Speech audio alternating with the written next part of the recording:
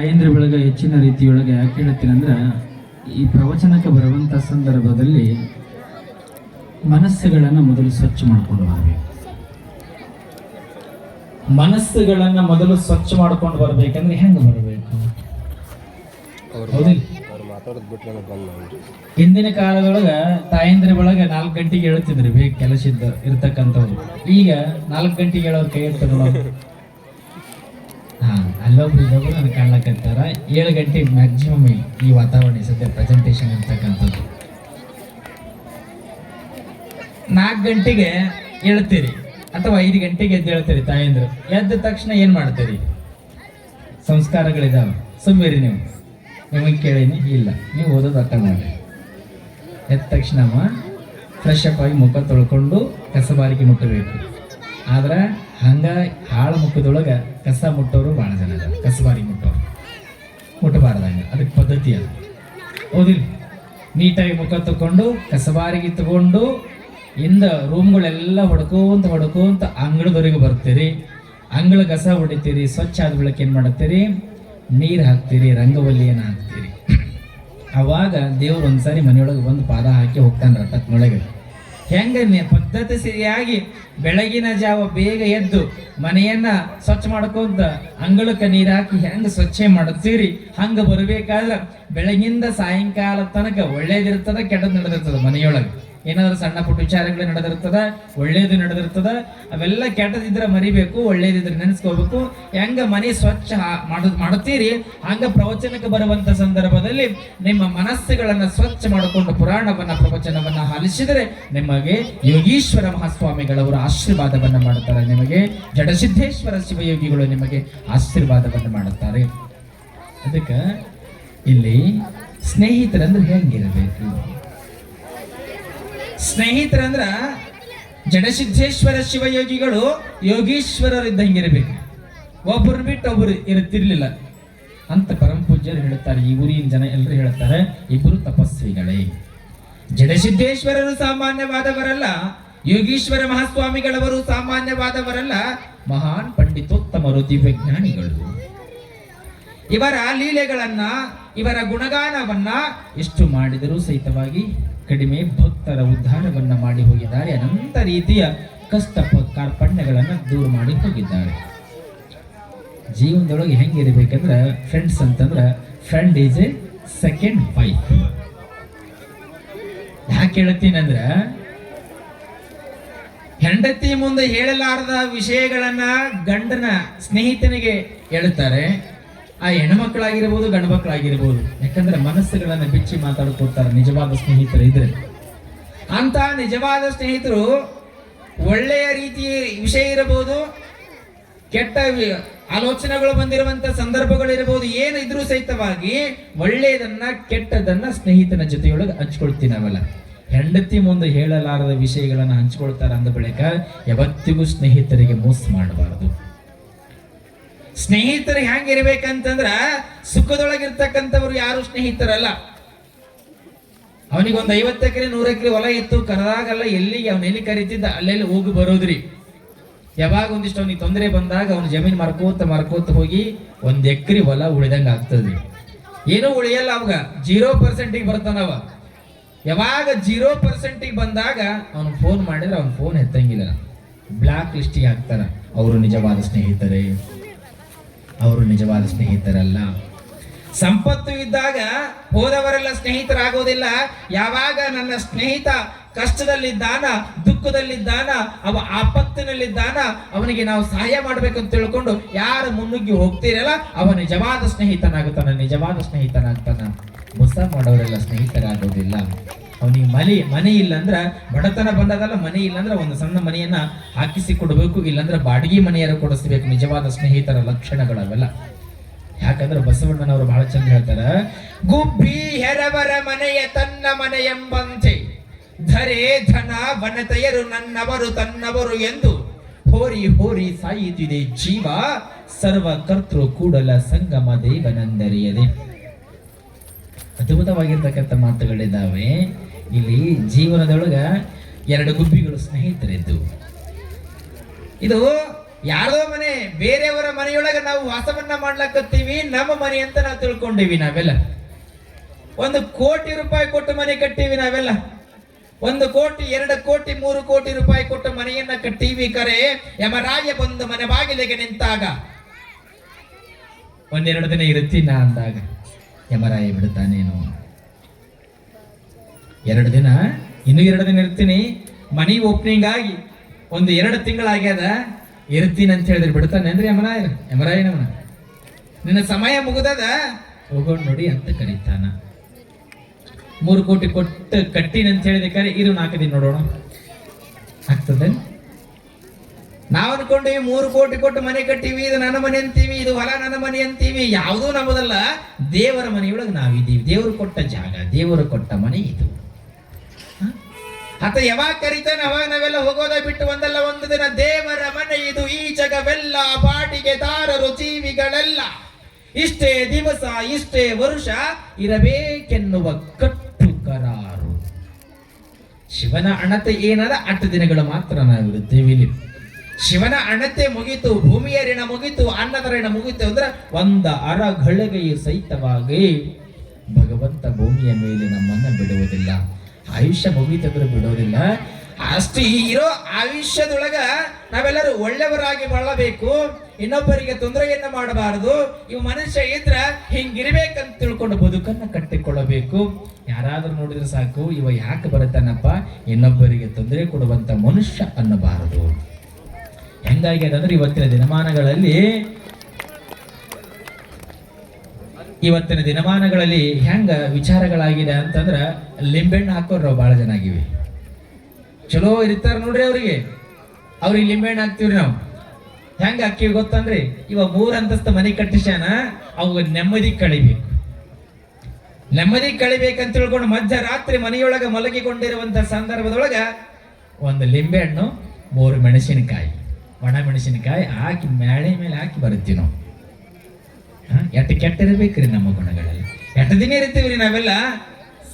100 ವರ್ಷ ಭಗವಂತ ಆಯುಷ್ಯ ಕೊಟ್ಟ ಅನ್ನಕರೆ 100 ವರ್ಷ ಇರ್ತೀವಿ ನಾವೆಲ್ಲ. ಈಗ 50ಕ್ಕೆ ಬಂದು ನಿಂತೀವಿ ನಾವೆಲ್ಲ, ಹೌದಿಲ್ಲ? ಆದ್ರೆ ಇರೋ ವಯಸ್ಸಿನೊಳಗ ಒಳ್ಳೆಯದನ್ನ ಮಾಡೋಣ. ಒಳ್ಳೆಯದು ಮಾಡ್ಲಿಕ್ಕೆ ಆಗದಿದ್ರು ಸುಮ್ಮ ನಮ್ಮ ಮನೆಯೊಳಗ ನಾವು ಕುಳಿತುಕೊಳ್ಳಬೇಕನ್ನುವಂತ ಭಾವ ನಮ್ಮಲ್ಲಿ ಬರಬೇಕು. ಯಾಕೆ ಹೇಳ್ತೀನಿ ಅಂತಂದ್ರ, ಇವತ್ತು ಬಹಳ ಜನ ಅಣ್ಣ ತಮ್ಮರೊಳಗೆ ಒಂದಿಷ್ಟು ಜನ ಚಂದ, ಬಹಳ ಚಂದ ಬೆಳಿತಿರ್ತಾರ. ಒಬ್ರು ಚಂದ ನೌಕರಿ ಮಾಡತಿರ್ತಾರ, ಒಬ್ರು ಏನೋ ಒಕ್ಕಲತನ ಮಾಡತಿರ್ತಾರ, ಒಬ್ಬೊಬ್ರು ಒಂದೊಂದು ಕೆಲಸ ಮಾಡತಿರ್ತಾರ. ಆದ್ರೆ ಅಣ್ಣ ತಮ್ಮರ ಮಕ್ಕಳು ಹಿರಿಯರ್ ಜಗಳ ಮಾಡಿರ್ತಾರೆ. ಈ ಮಕ್ಕಳೇನು ಮಾಡಿರ್ತಾರೆ ಪಾಪ, ಅವ್ರ ಮನೆಗೆ ಹೋಗ್ಬೇಡಿ, ತಮ್ಮನ ಮಾತಾಡಿಸ್ಬೇಡಿ, ಅಣ್ಣನ ಮಾತಾಡಿಸ್ಬೇಡಿ. 8 ದಿನ ಇರುತ್ತಿ. ಯಮನೂರು ಇಲ್ಲೇ ಬರುತ್ತದೆ ನಿಮ್ಮೂರ ಹತ್ರ. ಚಾಂಗ ದೇವರು 1400 ವರ್ಷಗಳ ಕಾಲ ಬದುಕಿದ. ಕೇವಲ 1400 ವರ್ಷಗಳ ಕಾಲ ಬದುಕಿದ ಘಟ ಸರ್ಪವನ್ನ ಕೊಳ್ಳೊಳಗೆ ಸುತ್ತಿಕೊಂಡು ಬದುಕಿದ ಅಹಂಕಾರದಿಂದ. ನಾ ದೊಡ್ಡವ ತಿಳ್ಕೊಂಡು ಕೂಡದ ಏನು, ನಾನು ದೊಡ್ಡವನೆಂದು ತಿಳಿದುಕೊಂಡು 1400 ವರ್ಷಗಳ ಕಾಲ ಬದುಕಿದ ಚಾಂಗದೇವ ಉಳಿದಿನಿ. ಅಂಕಲಗಿ ಅಡವಿ ಸಿದ್ದೇಶ್ವರರು 770 ವರ್ಷ ಬದುಕಿದರು. ಆದ್ರೆ ಶಿವನ ಪಾದ ಒಂದಲ್ಲ ಒಂದೊಂದು ಸೇರ್ಲೇಬೇಕಲ್ಲ. ದಯಮಾಡಿ ಹೇಳ್ತೀನಿ, ನರಮಾನವರು ನಾವು ಇನ್ನೊಬ್ಬರಿಗೆ ತೊಂದರೆ ಆಗ್ಲಂತ ತಿಳ್ಕೊಂಡು 1 ನಿಂಬೆಹಣ್ಣ 3 ಮೆಣಸಿನಕಾಯಿ ನೀವು ಹಾಕಿ ಬರ್ತೀರಿ. ಕರೆ ಕೇವಲ ನರಮಾನವರು ಮಾಡಿದ್ರೆ ಏನಾಗೋದಿಲ್ಲ. ಭಗವಂತ ಅಪ್ಪಿ ತಪ್ಪಿ ನಿಮ್ಮಗಳ ಮೇಲೆ ವಕ್ರ ದೃಷ್ಟಿಯನ್ನ ಬಿಟ್ಟಿದ್ದೇ ಕರೆ ಆದ್ರೆ ನಿಮ್ಮ ಮನೆತನಗಳೇ ಉಳಿಯೋದಿಲ್ಲ. ಇದು ಎಚ್ಚರದಿಂದ ಬದುಕನ್ನು ಕಟ್ಟಿಕೊಳ್ಳಬೇಕು. ಭಗವಂತನ ವಕ್ರ ದೃಷ್ಟಿ ಬಿತ್ತು ಅಂದ್ರೆ ಬದುಕಲಿಕ್ಕೆ ನಾವೆಲ್ಲ ಆಗೋದಿಲ್ಲ. ಎಷ್ಟು ಪುಣ್ಯದ ಕೆಲಸ ಮಾಡಿರ್ತೀವಿ ಅಷ್ಟು ಪುಣ್ಯದ ಬುದ್ಧಿ ಇರ್ತಾರ. ಪುಣ್ಯದ ಬುದ್ಧಿ ತೀರಿದ ಬಳಿಕ ಜೀವನ ಉಳಿಯುವುದಿಲ್ಲ. ಸ್ನೇಹಿತರಂತಂದ್ರೆ ಹೆಂಗಿದ್ರ, ಬಹಳ ಬಡವ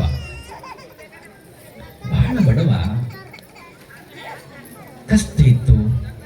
ಅದರ ಜೊತೆಯೊಳಗ ಆ ಬಡವನ ಮನೆಯೊಳಗ ಒಂದು ಗುಬ್ಬಿಗೂಡು ಕಟ್ಟಿತ್ತು. ಸಾಹುಕಾರ ಏನೇನಲ್ಲ, ಆ ಬಡವನ ಮನೆಯೊಳಗೆ ಗುಬ್ಬಿಗೂಡು ಕಟ್ಟಿತ್ತು. ಸ್ನೇಹಿತರು ಹೆಂಗಿರ್ಬೇಕನ್ನೋದಕ್ಕೆ ಹೇಳ್ತೀನಿ ನಾನು ನಿಮಗ. ಧಾರಾಕಾರ ಮಳೆ ಬರುತ್ತಿತ್ತು. ಇನ್ನೊಂದು ಗುಬ್ಬಿ ಇತ್ತು. ಬಡವನ ಮನೆಯೊಳಗೆ ಆಶ್ರಯ ಪಡೆದದೆ ನಾನು ಬಹಳ ಕಷ್ಟಪಟ್ಟು ಗೂಡು ಕಟ್ಟಿರುವೆ ಅಂತ ತಿಳ್ಕೊಂಡು ಅಹಂಕಾರದ ಮಾತನ್ನು ಹೇಳ್ತದೆ. ಬಡವನ ಮನೆಯೊಳಗೆ ಗೂಡು ಕಟ್ಟಿರ್ತಕ್ಕಂಥ ಗುಬ್ಬಿ ಇನ್ನೊಂದು ಬಡವ ಗುಬ್ಬಿ ಬರುತ್ತದೆ. ಬಹಳ ಮಳೆ ಬರುತ್ತಿತ್ತು. ಬಡವ ಗುಬ್ಬಿ ಬಂದು ಕೇಳುತ್ತದೆ ಏನಂತ, ನೋಡು ಧಾರಾಕಾರವಾಗಿ ಮಳಿ ಬರ್ಲಕತ್ತದೆ, ನನಗೆ ಇವತ್ತೊಂದು ದಿನಗಳ ಕಾಲ ನಿನ್ನ ಮನೆಯೊಳಗ ಇರುವುದಕ್ಕಾಗಿ ಆಶ್ರಯವನ್ನು ಕೊಡು, ನನಗ ಆಶ್ರಯ ಕೊಡು ಅಂತ ಬೇಡುತ್ತದೆ. ಆ ಗುಬ್ಬಿ ಹೇಳುತ್ತದೆ ರೀ ಅಹಂಕಾರದಿಂದ, ಬಡವರಿಗೆ ಗೊತ್ತಾಗ್ತದೆ ವಿನಃ ಸಿರಿವಂತರಿಗೆ ಗೊತ್ತಾಗುವುದಿಲ್ಲ. ನಾನು ಬಹಳ ಕಷ್ಟಪಟ್ಟು ಶ್ರಮಪಟ್ಟು ಈ ಗೂಡನ್ನ ನಾ ಕಟ್ಟಿರುವೆ.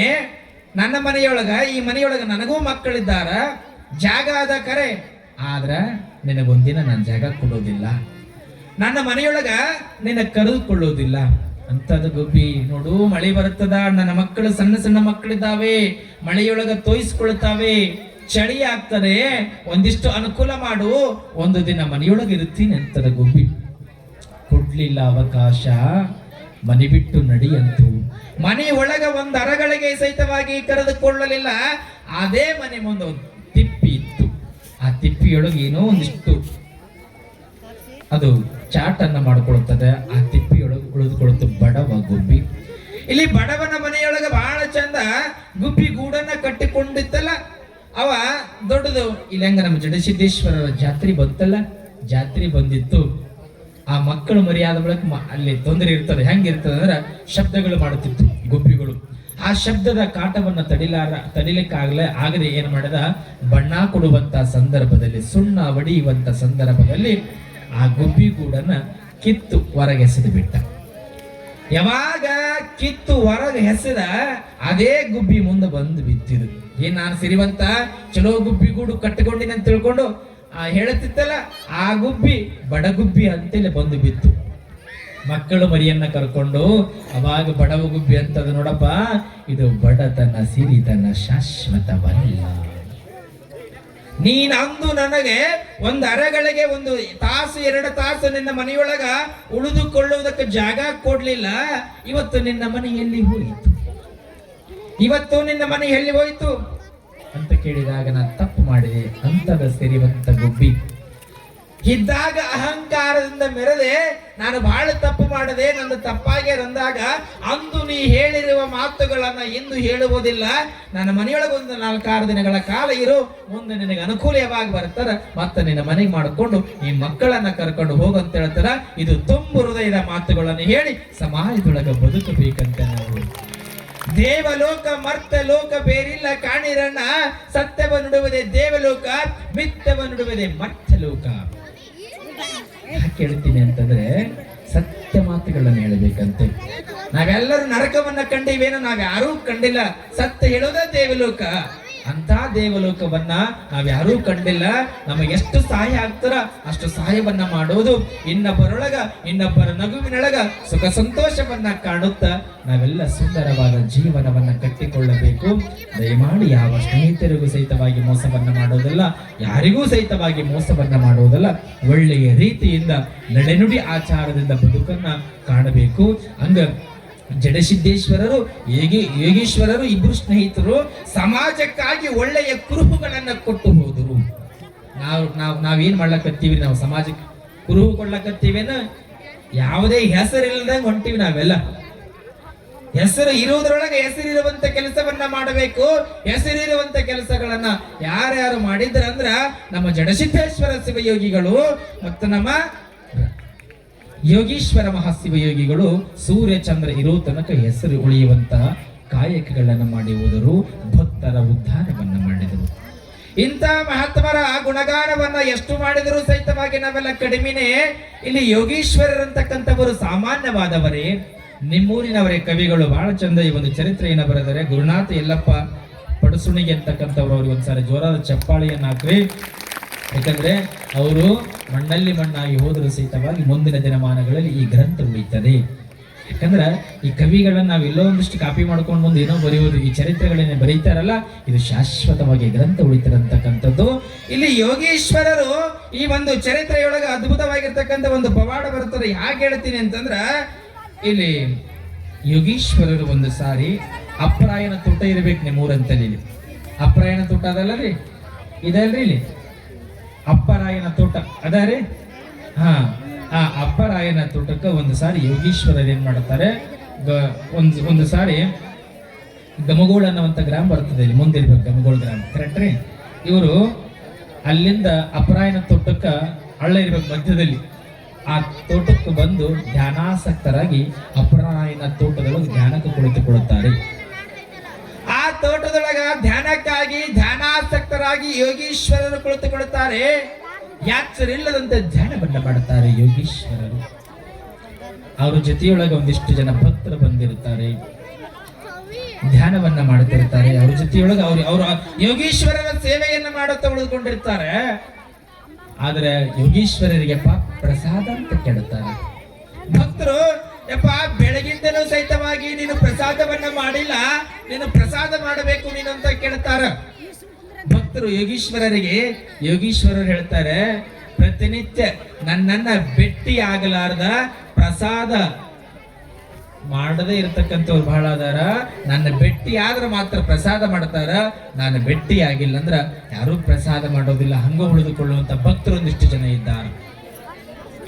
ಯೋಗೀಶ್ವರರು ಹಿಂಗೆ ಹೇಳಿದಾಗ ಆಶ್ಚರ್ಯ ಆಗ್ತಾರ.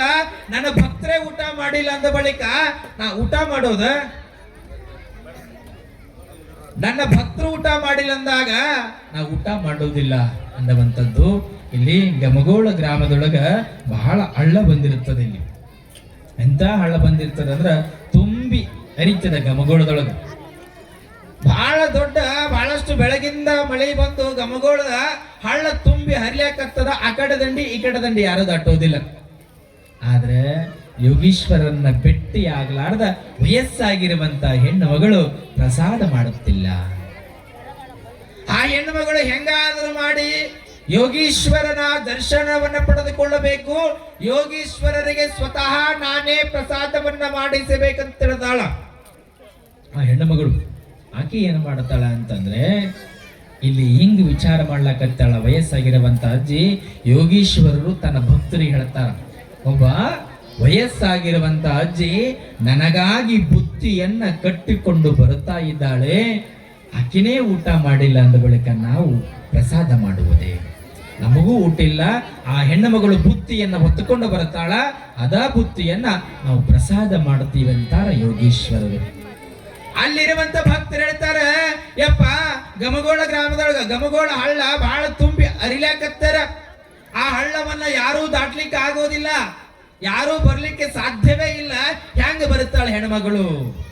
ಯಾವಾಗ ಹೆಂಗ ಹೆಣ್ಣು ಮಗಳು ಬರುತ್ತಾಳ ಅಂದಾಗ ನಿಜವಾದ ಭಕ್ತಿ ಎಲ್ಲಿ ಹುಂಕರಿಸದೆ ಅಲ್ಲಿ ಅಂತಹ 10ರಷ್ಟು ಮಟ್ಟಿಗೆ ಹಳ್ಳ ಹರಿದರೂ ಸಹಿತವಾಗಿ ನಿಜವಾದ ಭಕ್ತಿಯಿಂದ ನನ್ನನ್ನ ಭೇಟಿಯಾಗುವುದಕ್ಕೆ ಬಂದೇ ಬರುತ್ತಾಳ ಹೆಣ್ಣು ಮಗಳು, ನನಗೆ ಪ್ರಸಾದ ತಂದು ಕೊಡ್ತಾಳ ಅಂತಾರ ಯೋಗೀಶ್ವರರು. ಎಂಥ ಮಾತಿದು! ಶಿಷ್ಯಳ ಮೇಲೆ ಎಂಥ ನಂಬಿಕೆಯನ್ನು ಇಟ್ಟಿದ್ದಾರೆ ಯೋಗೀಶ್ವರರು. ಸಾಮಾನ್ಯವಾಗಿರ್ತಕ್ಕಂಥವರೇ ದಿವ್ಯ ದೃಷ್ಟಿಯಿಂದ ಈ ತಾಯಿಯನ್ನ ನೋಡ್ಲಕ್ಕಂತಾರ. ಮನೆಯೊಳಗ ಮಕ್ಕಳು ಮರಿ ಎಲ್ಲರೂ ಇದ್ದಾರ. ಬಹಳ ಇಡೀ ಊರೊಳಗ ಒಳ್ಳೆ ಹೆಣ್ಣುಮಗಳು ಅನಿಸ್ಕೊಂಡಳಕರೆ. ಏನಾಗಿತ್ತು ಅಂತಂದ್ರ, ಆ ಹೆಣ್ಣು ಮಗಳು ಇಲ್ಲಿ ಇನ್ನೊಂದಿಷ್ಟು ಜನ ಎಲ್ಲರೂ ಇದ್ರಲ್ಲ, ಯೋಗೀಶ್ವರರನ್ನ ಭೇಟಿ ಆಗ್ಬೇಕಂತ ಅವರು ಹಳ್ಳ ದಾಟಕೊಂಡು ಹೋಗ್ಬೇಕಂತ ಬಂದಾರಕರೆ. ಆ ಹಳ್ಳವನ್ನ ನೋಡಿ ಭಯದಿಂದ ಹಿಂಸರಿತಾರೆ. ಹಳ್ಳ ಇಳಿದ ಬಳಿಕ ನಾಳಿಗೆ ಅವರ ದರ್ಶನಕ್ಕೆ ಹೋಗೋಣ, ಇವತ್ತು ಬೇಡ ಅಂತ ತಿಳ್ಕೊಂಡು ಹಿಂಸರಿತಾರೆ ಗಂಡು ಮಕ್ಕಳೆಲ್ಲ ಒಂದಿಷ್ಟು ಜನ. ಹಳ್ಳ ಯಾರು ದಾಟ್ಲಿಲ್ಲ, ಹಿಂಸರಿದ್ರು. ಯಾವಾಗ ಹಿಂದ ಸರಿದ್ರಲ್ಲ, ಆ ಹೆಣ್ಣು ಮಗಳು ಬುತ್ತಿ ಹೊತ್ತುಕೊಂಡು ಬಂದಳು. ವಯಸ್ಸಾಗಿರುವಂತ ಹೆಣ್ಣು ಮಗಳು, ಮಧ್ಯ ವಯಸ್ಸಾಗಿರುವಂತ ಹೆಣ್ಣು ಮಗಳು ಬಂದಳು. ಅವಾಗ ಹೇಳಿ ಹೊಂಟಿವೆ ಅಂತ ಕೇಳ್ತಾರೆ ಒಂದಿಷ್ಟು ಜನ. ಅಪ್ಪ, ನಮ್ಮಪ್ಪ ಯೋಗೀಶ್ವರನಿಗೆ ಪ್ರಸಾದವನ್ನ ಕೊಡುವುದಕ್ಕಾಗಿ ಹೊಂಟೇನೆ. ಆತನಿಗೆ ನಾ ಪ್ರಸಾದವನ್ನ ಕೊಟ್ರೆ, ಆತನಿಗೆ ಪ್ರಸಾದವನ್ನ ಮಾಡಿಸಿದ ಬಳಿಕ ನಾ ಪ್ರಸಾದ ಮಾಡುತ್ತೇನೆ, ಅಲ್ಲಿ ತನಕ ಪ್ರಸಾದ ಇಲ್ಲ ಅಂತಾಳ. ಅಮ್ಮ, ಹಳ್ಳ ತುಂಬಿ ಹರಿಲಿಕತ್ತದೆ, ಈ ಹಳ್ಳವನ್ನ ಹೆಂಗ ದಾಡುತ್ತೀರಿ? ನಿನಗೆ ವಯಸ್ಸಾಗ್ಯದ, ಹೋಗಬೇಡಮ್ಮ ಅಂತ ಹೇಳ್ತಾರೆ ಎಲ್ಲರೂ. ಒಂದಿಷ್ಟು ಜನ ಹೆಂಗ ಹೇಳ್ತಾರ, ವಯಸ್ಸಾಗಿತ್ತಲ್ಲ, ಅತ್ತಿ ಮಾವರ ಮನೆಯೊಳಗ ಸ್ವಸ್ಥರಿದ್ರು, ಮನೆಯೊಳಗ ಸ್ವಸ್ಥರಿದ್ರು. ಸ್ವಸ್ಥರಿ ಕಾಟಕ್ಕಾಗಿ ಈ ಹೆಣ್ಮಗಳು ಹಳ್ಳ ಜಿಗಿದು ಪ್ರಾಣವನ್ನ ಬಿಡೋದಕ್ಕೆ ಬಂದಾಳ ಅಂತ ತಿಳ್ಕೊಂಡು ಒಂದಿಷ್ಟು ಜನ ಮಾತಾಡ್ಲಕತ್ತೇವ್ರು. ಒಂದಿಷ್ಟು ಜನ ಹಿಂಗ ಮಾತಾಡುವಂತ ಸಂದರ್ಭದಲ್ಲಿ ಕೇಳ್ತಾರ, ನೋಡುವ ನೀ ಬಾಳ ಒಳ್ಳೆ ಹೆಣ್ಮಗಳೈತಿ, ಇಡೀ ಊರೊಳಗೆ ಒಳ್ಳೆ ಹೆಣ್ಮಗಳಂತ ತಿಳ್ಕೊಂಡು ಅನಿಸ್ಕೊಂಡಿಯವ, ನೀನು ಸ್ವಸ್ಥರು ನಿನಗೇನಾದ್ರು ಅನ್ಲಾಕತ್ತಾರೇನು, ನಿನಗೇನಾದ್ರು ತೊಂದರೆಯನ್ನ ಮಾಡ್ಲಾಕತ್ತಾರೇನು, ಮನೆಗೆ ಕರ್ಕೊಂಡೋಗಿ ನಿನ್ನ ಸಮಸ್ಯೆಗಳನ್ನ ಬಗೆಹರಿಸ್ತೇವಿ, ಹೋಗೋಣ ನಡಿ ಅಂತಾರ ಒಂದಿಷ್ಟು ಜನ. ಅಂತಾಳ, ಯಾವ ಸ್ವಸ್ಥರ ಕಾಟವೂ ಇಲ್ಲ ನನಗ, ಯಾರ ತೊಂದರೆಯೂ ನನಗಿಲ್ಲ ಅಂತಾಳೆ ಆ ಹೆಣ್ಣ ಮಗಳು. ಅಂದ್ರೂ ಕೇಳೋದಿಲ್ಲ ಒಂದಿಷ್ಟು ಜನ. ಇನ್ನ ಈ ಹೆಣ್ಣುಮಗಳು ಜೀವ ಹೋಗ್ತದೆ ಅಂತಾರ ಅನ್ನೋದ್ರೊಳಗ ಇಲ್ಲಿ ಜಡಸಿದ್ದೇಶ್ವರ ಶಿವಯೋಗಿಗಳು ಮಾತಾಡಿದಂಗ ಆಗ್ತದೆ. ಮಾತಾಡಿದಂಗ ಆದ ತಕ್ಷಣ ಯಪ್ಪಾ ನಾ ಬಂದೆ, ಯಪ್ಪಾ ನಾ ಬಂದೆ ಅಂತಾಳ. ಬುತ್ತಿಯನ್ನ ತಲೆಯ ಮೇಲೆ ಹೊತ್ತುಕೊಂಡಾಳ. ಬೋರ್ಗರಿತದೆ ಹಳ್ಳ. ಬೋರ್ಗರಿಯುವಂತ ಹಳ್ಳದೊಳಗ ಜಡಸಿದ್ದೇಶ್ವರ, ಶಿವಯೋಗೀಶ್ವರ, ಯೋಗೀಶ್ವರ, ಯೋಗೀಶ್ವರ, ಯೋಗೀಶ್ವರ, ನಾ ಬಂದೆ ಅಂತ ತಿಳ್ಕೊಂಡು ಮುಂದೆ ಹಿಂಗ ಹೆಜ್ಜೆಯನ್ನು ಇಟ್ರ ಹಂಗ ಗಂಗಾ ಮತ್ತೆ ಹಾದಿ ಬಿಡ್ತಾಳ. ಏನೋ ತೊಂದರೆ ಇಲ್ದಂಗ ಆ ತಾಯಿ ದಂಡಿಯನ್ನ ದಾಟುತ್ತಾಳ. ಇಲ್ಲಿ ಯೋಗೀಶ್ವರರ ಬಳಿ ಬರುತ್ತಾಳೆ. ಈ ಕಡೆ ದಂಡಿಗೆ ಒಂದಿಷ್ಟು ಜನ ನಿಂತಿದ್ರು, ಆ ಕಡೆ ದಂಡಿಗೆ ಒಂದಿಷ್ಟು ಜನ ನಿಂತಿದ್ರು. ಗಾಬರಿ ಆದ್ರು ಎಲ್ಲ ನೋಡಿ. ಯೋಗೀಶ್ವರರು ಸಾಮಾನ್ಯವಾದವರಲ್ಲಿ ತಿಳ್ಕೊಂಡು ಗುಣಗಾನವನ್ನ ಮಾಡಿದರು. ಯೋಗೀಶ್ವರ ಮಹಾರಾಜಗೆ ಜಯ ಅಂತ ಜೈಕಾರವನ್ನ ಹಾಕುತ್ತಾರೆ. ಆ ತಾಯಿ ಬುತ್ತಿಯನ್ನು ಹೊತ್ತುಕೊಂಡು ಹೋಗಿ ಯೋಗೀಶ್ವರ ಸ್ವಾಮಿಗಳಿಗೆ ಪ್ರಸಾದವನ್ನ ಮಾಡಿಸ್ತಾಳೆ. ಪ್ರಸಾದ ಮಾಡಿಸಿದ್ರು.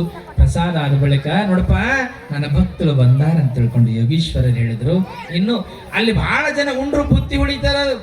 ಬುತ್ತಿ ಹೊತ್ಕೊಂಡು ಹೋಗಿರ್ತಕ್ಕಂಥ ಬುತ್ತಿ 4 ಜನ ಪ್ರಸಾದ ಮಾಡಿದ್ದಾರ. ಬುತ್ತಿ ಉಳಿತು. ಮತ್ತ ಬುತ್ತಿ ಹೊತ್ತುಕೊಂಡು ಇಲ್ಲಿ ಕಡೆ ದಂಡಿಗೆ ಏನ್ ಜನ ನಿಂತಿದ್ರಲ್ಲಿ ಮತ್ತೆ ಬರುತ್ತಾಳೆ ಹೆಣ್ಣು ಮಗಳು. ಮತ್ತೆ ಒಂದಿಷ್ಟು ಜನ ಬುತ್ತಿ ಅವರಿಗೂ ಊಟಕ್ಕೆ ಕೊಡ್ತಾಳ. ಅವರು ಊಟ ಮಾಡುತ್ತಾರ. ಮತ್ತೆ ಹೆಂಗ ಬಂದಿದ್ರು ಹಂಗ ಜಡಸಿದ್ದೇಶ್ವರನ ಶಿವಯೋಗಿಗಳ ನಾಮಸ್ಮರಣೆಯನ್ನ ಮಾಡುತ್ತಾ, ಯೋಗೀಶ್ವರ ಸ್ವಾಮಿಗಳ ನಾಮಸ್ಮರಣೆಯನ್ನ ಮಾಡುತ್ತಾ ಮತ್ತ ಹಳ್ಳ ಹರಿತಿತ್ತಲ್ಲ ಹಂಗ ಹೆಜ್ಜೆ ಹಾಕ್ತಾಳ. ಮತ್ತ ದಾರಿ ಬಿಡುತ್ತದಂದ ಬಳಿಕ ಇಲ್ಲಿ ಯೋಗೀಶ್ವರ ಶಿವಯೋಗಿಗಳ ಪವಾಡ ಎಂತದಿರಬೇಕು. ಇಂಥ ಅನಂತ ಪವಾಡಗಳನ್ನು ಯೋಗೀಶ್ವರರ ಮಾಡಿದ್ದಾರೆ. ಇದು ಯಾವ ಫಲ ಅಂತಂದ್ರ ತಪಸ್ಸಿನ ಫಲ. ಇದು ಒಳ್ಳೆಯ ತಪಸ್ಸಿನ ಫಲದಿಂದ ಭಕ್ತರನ್ನ ಉದ್ಧಾರವನ್ನ ಮಾಡುತ್ತಾ ಹೊರಟಾರೆ. ಆದರೆ ನಾವು ಭಕ್ತರೆಲ್ಲ ಸ್ನೇಹಿತರಿಗೆ ಒಂದಿಷ್ಟು ಉಪಕಾರವನ್ನ ಮಾಡುವಂತ ಗುಣಗಳು ನಮ್ಮ ಬಳಿ ಇಲ್ಲ. ಇದೇವನು ಹೆಂಗಂದ್ರ ಇಬ್ರು ಸ್ನೇಹಿತರಿಬ್ರು ಬಹಳ ಚಂದ ಇದ್ರು. ಇಬ್ರು ಸ್ನೇಹಿತರು ಒಬ್ಬರನ್ನ ಬಿಟ್ಟು ಒಬ್ರು ಇರ್ತಿರ್ಲಿಲ್ಲ. ಇಬ್ರದು BA ಕಂಪ್ಲೀಟ್ ಆಗಿತ್ತು. ಇಬ್ರದು BA ಕಂಪ್ಲೀಟ್ ಆಗಿತ್ತು. ಕೆಲಸ ನೋಡುತ್ತಿದ್ರು, ಕೆಲಸ ಸಿಗ್ತಿರ್ಲಿಲ್ಲ. ಪಾಪ BA ಓದಿದ ಹುಡುಗರಿಗೆ ಒಂದಿಷ್ಟು ನೋವುಗಳು ಕಾಟ ಜಾಸ್ತಿ ಇರುತ್ತದ. ಊರೊಳ ತಂದೆ ತಾಯಿಗಳ ಮನ್ಯಾಗ ಏನ್ ಅನ್ನದೇ ಇದ್ರು ಬಾಜು ಮನೆ ರೀ ಬಿಡ್ತಾರೇನ್ರಿ. ಹುಡುಗ BA ಮುಗಿಸ್ಯದ ಮನ್ಯಾಗ ಕೂತಾರದು ದುಡಿಯೋಲ್ಲ. BA ಕಂಪ್ಲೀಟ್ ಆಗ್ಯದ, ಡಿಗ್ರಿ ಏನು ಕೆಲಸ ಮಾಡಲ್ಲ. ತಂದೆ ತಾಯಿಗಳಿಗೆ ಭಾರ ಆಗ್ಯಾನ ತಿಳ್ಕೊಂಡು ಮಾತಾಡ್ತಿದ್ರು.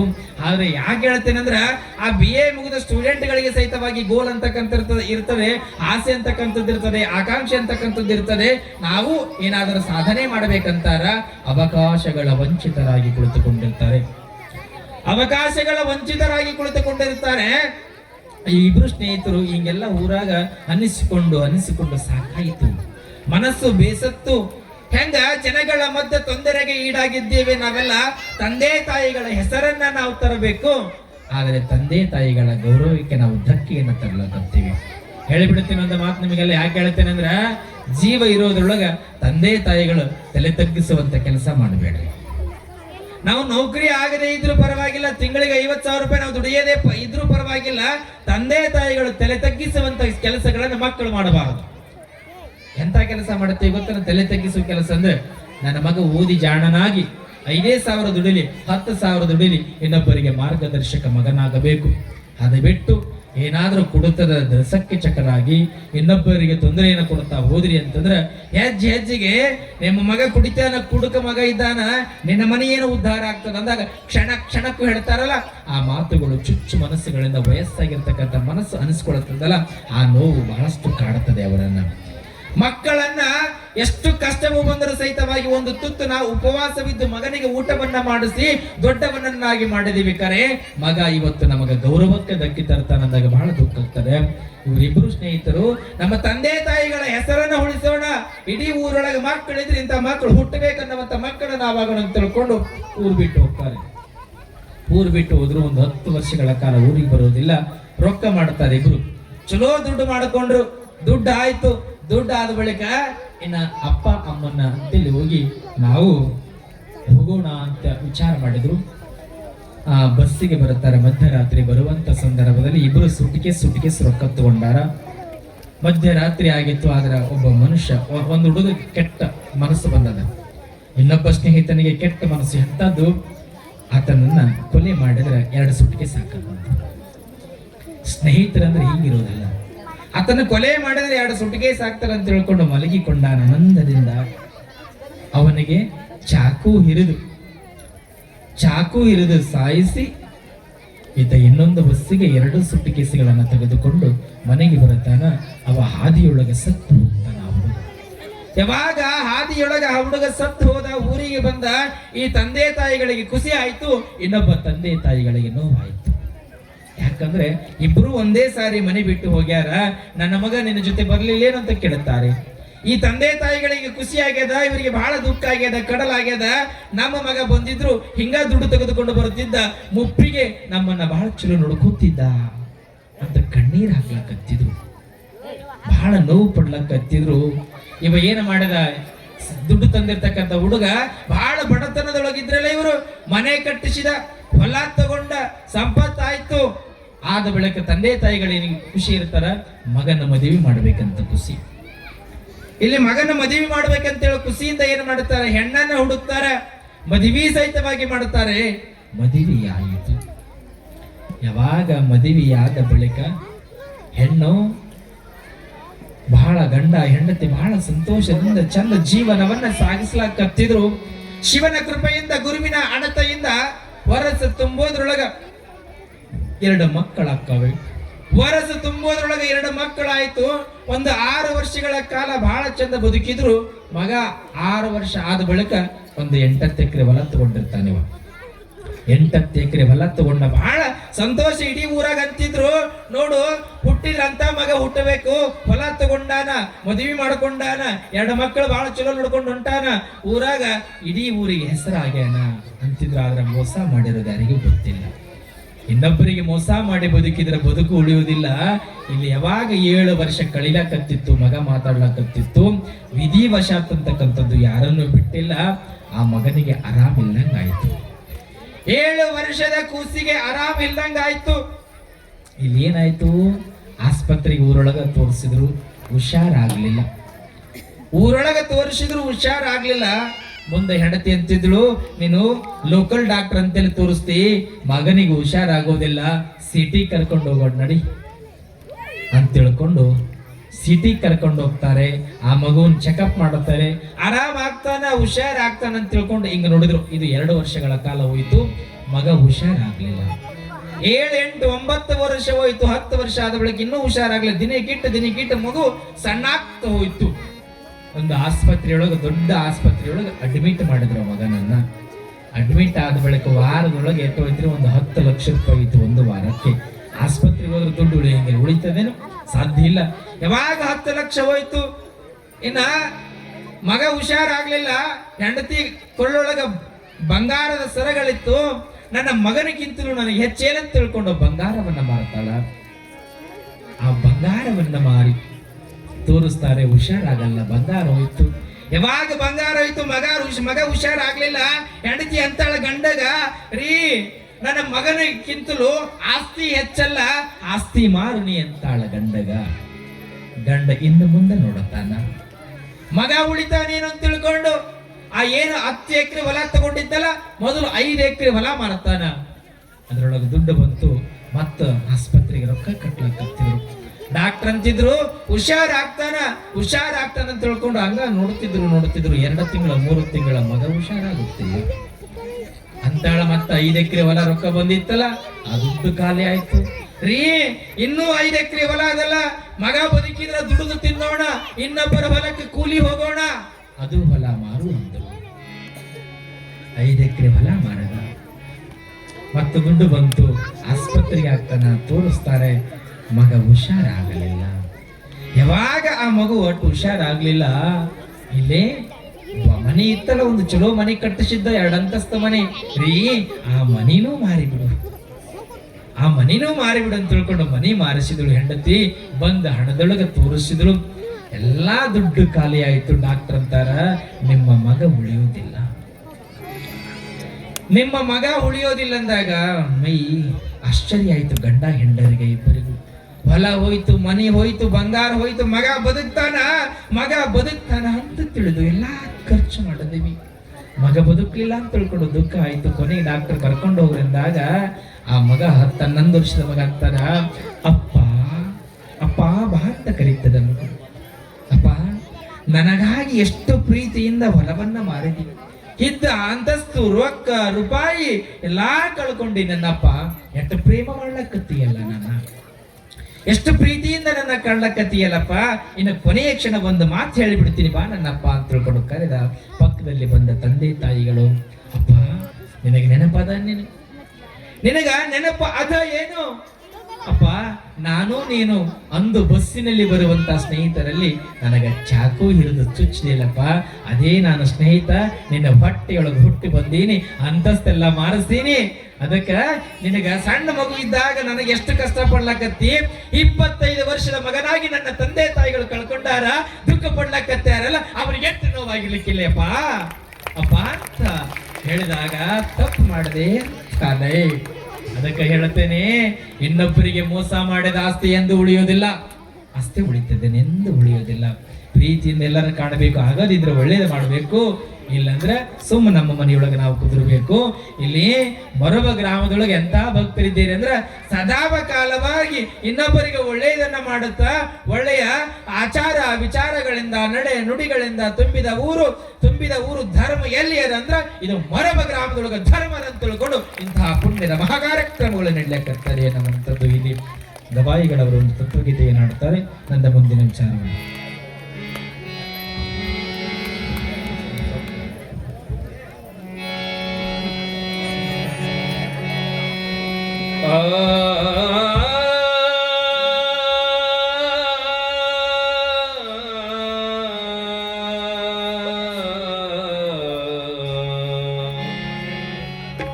ಜಗವೊಂದು ಧರ್ಮಶಾಲೆ